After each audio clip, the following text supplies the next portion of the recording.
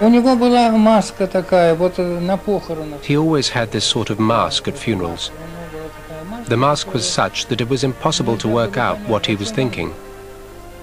His mask was always one and the same. He didn't smile. It was a face of stone. By his facial expressions, one couldn't tell if he was upset, happy, or enjoying someone else's misfortune. Stalin was bitterly aware that he lacked charisma. He had none of Hitler's mesmeric powers when he spoke in public. But he was supremely skilled at the game of politics. He singled out Trotsky, his arch-rival, who had the presence and power of oratory he so lacked, and plotted his downfall. Trotsky was able to speak beautifully and to speak magnificently in public. He was a very talented orator. Stalin's genius in achieving power lay in his remarkable ability to get one group of people to destroy the other. He began with getting the members of the Politburo to turn against Trotsky.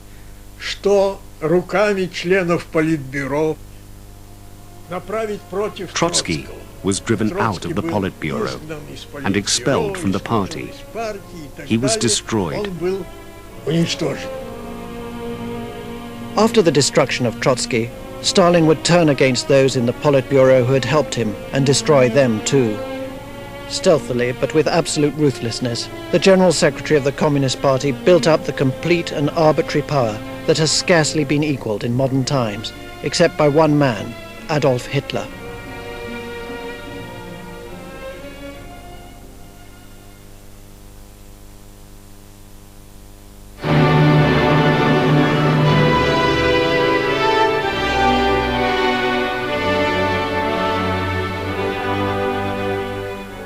In January 1933, Adolf Hitler became Chancellor of Germany, not as he wished, as an outright victor at the polls, but as head of a coalition government. The task he had faced on the journey to power was very different from Stalin's. Stalin had manipulated a party and organization in place. Hitler had to create his from nothing. But like Stalin in Russia, many had underestimated the Führer, who used the same measure of cunning and manipulation to gain his ends. Germany's conservatives believed that once Hitler was in power, they'd be able to control him. They were as wrong as Stalin's comrades had been. Hitler was a populist politician with a lot to prove. He didn't want to be yet another conservative. He wanted to be something radically different. Within a matter of 2 or 3 years, of course, he demonstrated to the conservatives that they would have profited a great deal by reading Mein Kampf. Wenn wir sagen, dass in Deutschland mindestens 20 Millionen Menschen zeugen. At the core of Hitler's power lay his ability to speak. Hitler's oratory connected him to the people and touched the wellsprings of their emotion. As a follower wrote, Hitler responds to the vibration of the human heart with the delicacy of a seismograph or wireless receiving set, enabling him to act as a loudspeaker, proclaiming the most secret desires, the sufferings, and personal revolts of a whole nation. Before starting a speech, Hitler would feel the mood of the audience. An orator, he said, receives continuous guidance from the people before whom he speaks.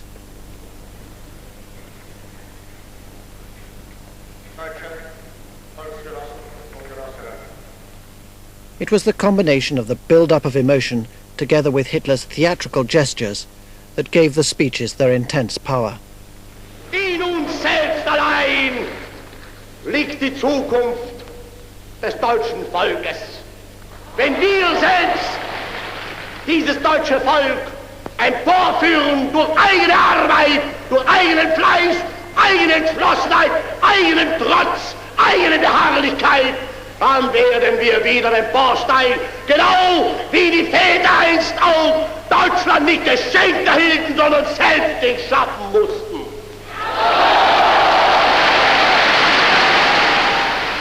Hitler's speeches might have appeared spontaneous, but they were in fact carefully calculated. The speech having ended, Hitler, Goebbels and my father, of course, and I went into Hitler's office.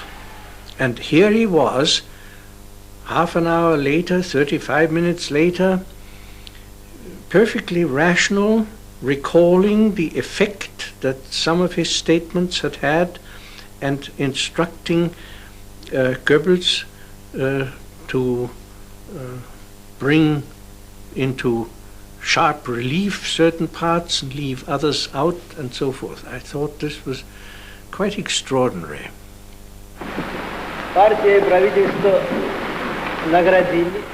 Stalin's hold on power had little to do with his public speaking.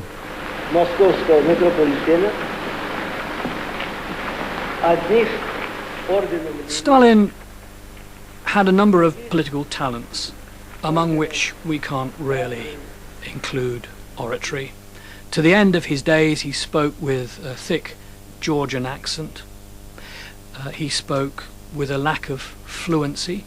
He did, however, have a sort of genial demeanor at party conferences.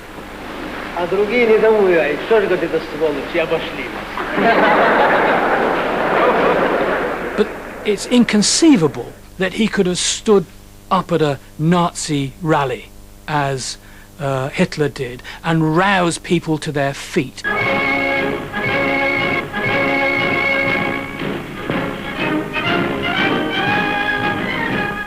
Once in power, with his rivals dispersed, Hitler was confident of his position. Unlike Stalin, he rarely felt seriously threatened by those close to him, and was loyal to his henchmen to the end. Indeed, he only purged one senior member of the Nazi Party, Ernst Röhm, the leader of the stormtroopers, who was shot in 1934, along with 80 or so of his associates. It was a pragmatic move by Hitler to widen his support amongst the middle classes and army.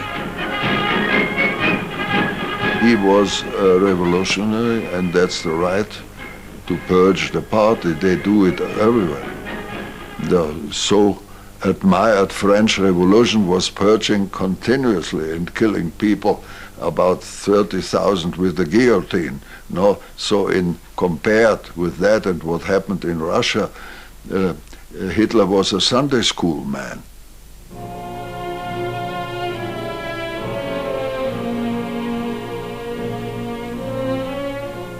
Stalin was now supreme in Russia. Like Hitler, he had all the powers of a dictator. And like Hitler, he used them to impose an intensely personal vision. For Stalin, it was modernization. Nothing and no one was to stand in the way of its achievement. Stalin always envisaged that the best quick route to a political solution was through a physical solution. If you've got a social group that's giving you trouble politically, eliminate it physically.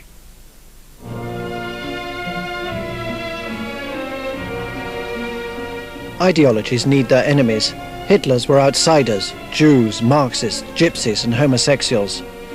Stalin's were his own people, against whom he waged war in the name of the state.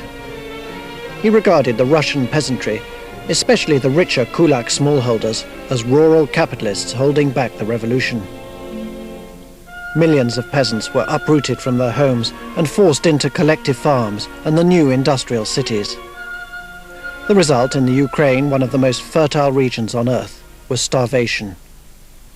4 million are now estimated to have died.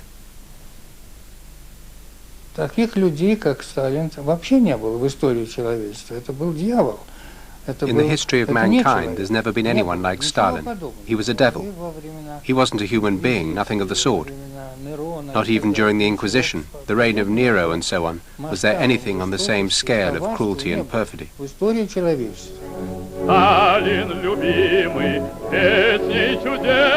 Stalin believed his drive to modernize the economy justified his claim to be the heir to Lenin.